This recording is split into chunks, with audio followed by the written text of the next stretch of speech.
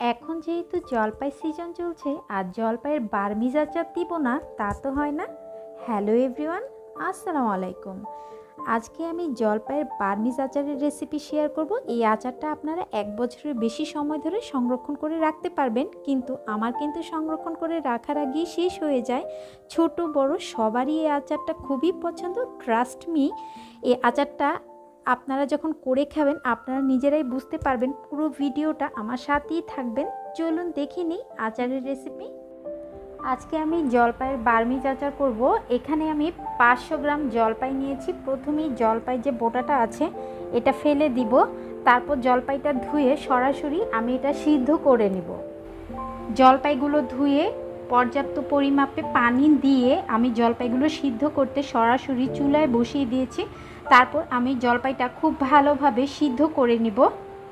এই জলপাইগুলোর সাথে আমি 1 চা চামচের মতো লবণ দিয়ে দিচ্ছি। লবণ দিয়ে আমি জলপাইগুলো ভালোভাবে সিদ্ধ করে নিব, তাহলে জলপাইয়ের ভিতরে লবণটাও ঢুকে যাবে আর খুব তাড়াতাড়ি এটা সিদ্ধ হয়ে যাবে। জলপাইগুলো কিন্তু খুব ভালোভাবে সিদ্ধ হয়ে গিয়েছে। এই যে আপনারা দেখতেই পাচ্ছেন এটা সিদ্ধ হয়ে কিন্তু একদম ফেটে গিয়েছে। এখন আমি সবগুলো জলপাই পানি থেকে তুলে নিব, তারপর জলপাইগুলো ঠান্ডা করে নিব। সবগুলো জলপাই আমি ঠান্ডা করে নিয়েছি। এখন আমি জলপাইগুলো এভাবে চাপ দিয়ে দিয়ে জলপাইগুলো যে বিচিগুলো আছে এগুলো ফেলে দিব। আপনারা এই কাজটা হাত দিয়েও করতে পারেন, অথবা আমরা যে আলু ভর্তা করি আমাদের বাসায় এরকম আলু ভর্তা করার জন্য এরকম একটা সবারই আছে, অথবা ডাল ঘুটনি তো অবশ্যই আছে। ডাল ঘুটনি দিয়েও এভাবে যখন এভাবে চাপ দিব সবগুলো জলপাই কিন্তু আপনারা দেখতেই পাচ্ছেন ভেঙে যাচ্ছে, আর যে বিচিগুলো দেখা যাচ্ছে বিচিগুলো সব আলাদা করে আমি ফেলে দিব। সবগুলো জলপাই আমি ভর্তা করে নিয়েছি। এখন আমি এখান থেকে বিচিগুলো বেছে ফেলে দিব। সবগুলো জলপাই থেকে আমি বিচিগুলো কিন্তু ফেলে দিয়েছি। এখন আমি সরাসরি আচার করার জন্য চুলায় চলে যাব। চুলায় একটা প্যান বসিয়ে দিয়েছি, তাতে আমি প্রায় 1 কাপের মতো তেল দিয়ে দিচ্ছি। এটাতে কিন্তু খুব বেশি তেল লাগে না। আর মশলাগুলো অ্যাড করব। প্রথমেই আমি এখানে দিয়ে দিব 3টা শুকনা মরিচ। মরিচটা আমি একটু কেচি দিয়ে কেটে ছোট করে নিব। এইভাবে ছোট ছোট করে আমি মরিচটা কেটে দিচ্ছি। একটা তেজপাতা আর 1 টুকরো দারুচিনি আর একটা তেজপাতা আমি মাঝ বরাবর একটু চিড়ে দিচ্ছি। তারপর কয়েক সেকেন্ডের জন্য আমি তেজপাতাটা আর মরিচটা একটু নেড়ে চেড়ে তেলের সাথে মিক্স করে নিব। যখন খুব সুন্দর একটা ফ্লেভার বের হবে এই পর্যায়ে আমি মশলাগুলো অ্যাড করব। এখানে আমি নিয়েছি সর্ষে বাটা 2 টেবিল চামচ। 2 টেবিল চামচ সর্ষে বাটা আমি তেলের সাথে দিয়ে দিচ্ছি। 1 চা চামচ আমি নিয়েছি এখানে রসুন বাটা।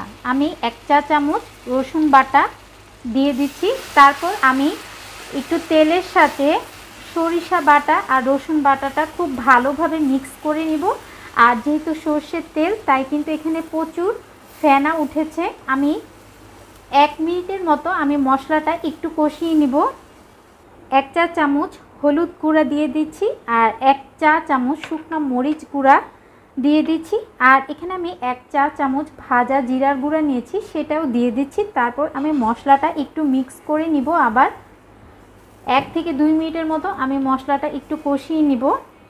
মশলাটা আমি খুব ভালোভাবে কষিয়ে নিয়েছি। এখন আমি চিনি দিয়ে দিব। এখানে আমি 1.5 কাপের মতো চিনি নিয়েছি। মিষ্টিটা আপনাদের পছন্দ মতো খাবেন। আপনারা যদি মিষ্টি বেশি খান তাহলে বাড়িয়ে দেবেন। আমি যেই পরিমাপে নিয়েছি একদম পারফেক্ট আছে। এখন আমি মশলার সাথেও চিনিটা মিক্স করে নিব।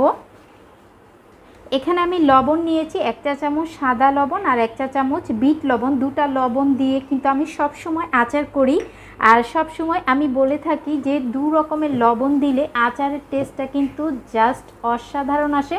তাই আপনাদের কাছে যদি বিট লবণটা না থাকে স্কিপ করতে পারেন, আর যদি থাকে অবশ্যই আপনারা 2 রকমের লবণটাই দিবেন। এখন আগে থেকে যে আমি জলপাইগুলো সিদ্ধ করে রেখেছিলাম, সিদ্ধ করে বিচিগুলো ফেলে রেখেছিলাম, এখন আমি মশলার সাথে জলপাইগুলো দিয়ে দিব। তারপর আমি এই চুলার আঁচটা কিন্তু মিডিয়ামে রেখে আমি এই মশলার সাথে জলপাইটা মিক্স করে নিব। আর চিনিটা গলে কিন্তু জলপাইটা একটু পানি পানি হয়ে যাবে। চিনিটা কিন্তু গলে গিয়েছে, এখন কিন্তু জলপাইটা মনে হচ্ছে একটু নরম হয়ে গিয়েছে, একটু পানি পানি মনে হচ্ছে। এই পর্যায়ে চুলার আঁচটা এখন মিডিয়ামে করে দিব। তারপর আমি এটা নেড়ে চেড়ে ততক্ষণ ভাজতে থাকবো যতক্ষণ না এর চিনির পানিটা একদম শুকিয়ে যায়। এ পর্যায়ে কিন্তু আপনারা লবণ আর মিষ্টিটা চেক করে নেবেন। যদি মনে হয় যে মিষ্টিটা কম বা লবণটা কম, তাহলে আপনাদের টেস্ট অনুযায়ী আপনারা বাড়িয়ে বা কমিয়ে নিতে পারেন। আর এখানে আমি 2 টেবিল চামচ 5 ফোড়ন নিয়েছি। 5 ফোড়নটা কিন্তু কাঁচা, আমি ভাজিনি। এই অবস্থায় আমি 5 ফোড়নটা ব্লেন্ডারে গুঁড়ো করে নিব। পানি কিন্তু এখন শুকিয়ে গিয়েছে, আপনারা দেখতেই পাচ্ছেন। এটা কিন্তু এখন প্যানের গায়ে ছেড়ে ছেড়ে দিচ্ছে। আর চিনিটা কিন্তু একদম পারফেক্টভাবে আচারের সাথে মিক্স হয়ে গিয়েছে। এখন এখানে আমি 1.5 টেবিল চামচ আমি 5 ফোড়ন গুঁড়া করে নিয়েছিলাম, ভাজা ছাড়াই আমি 5 ফোড়নটা গুঁড়া করে নিয়েছিলাম। এখন আমি 5 ফোড়নটা আচারের সাথে আরও 3 থেকে 4 মিনিট এটা আমি ভেজে নিব। আর এই পর্যায়ে আপনার লবণটাও সবাই চেক করে নেবেন, পারফেক্ট আছে কিনা চেক করে নেবেন। আপনাদের যদি কম বেশি লাগে তাহলে অ্যাড করে দিবেন। আমি যেই পরিমাপে আপনাদের সাথে শেয়ার করেছি, আমার কিন্তু আচারে একদম পারফেক্টভাবে চিনি লবণ সব কিছু একদম ঠিক আছে। এখন আমি আরও 3 থেকে 4 মিনিট এটা এভাবেই নাড়াচাড়া করে ভেজে নিব। আমার আচারটা কিন্তু একদম রেডি, আপনারা দেখতেই পাচ্ছেন। আচারের উপরে কিন্তু তেলটা একদম ভেসে উঠেছে আর প্যানের গা ছেড়ে দিচ্ছে আচারটা, মানে কালারটাও কিন্তু খুবই সুন্দর হয়েছে, একদম চেঞ্জ হয়ে গিয়েছে। এখন আমি চুলাটা অফ করে তারপর এই আচারটা আমি ঠান্ডা করে নিব। আমি আচারটা একটা বাটিতে নিয়ে নিয়েছি। এখন আচারের উপরে যে আমি তেজপাতা আর 1 টুকরো দারুচিনি নিয়েছি, সেই তেজপাতাগুলো এখন আমি তুলে ফেলে দিব। এখন আমি এখান থেকে পছন্দ অনুসারে পছন্দ মতো একটু গোলা নিয়ে নিব আচারের। তারপর আরেকটা হাত দিয়ে আমি একটু গোল করে নিব, এরকম মিষ্টির মতো একটু গোল গোল করে নিব। সবগুলো জলপাইয়ের বার্মিজ আচার আমি এরকম গোল করে নিব। সবগুলো আচার আমার একদম রেডি। আমি একটু চিলি ফ্লেক্স উপর দিয়ে দিচ্ছি, এটা অপশনাল, দেখার সৌন্দর্যের জন্য। আশা করি আজকের এই জলপাইয়ের বার্মিজ আচারের রেসিপি আপনাদের কাছে খুবই ভালো লেগেছে। ভালো লেগে থাকলে আপনাদের ফ্রেন্ডস এবং ফ্যামিলির সাথে শেয়ার করবেন। আর আমার চ্যানেলটি সাবস্ক্রাইব করে আমার পাশেই থাকবেন আরও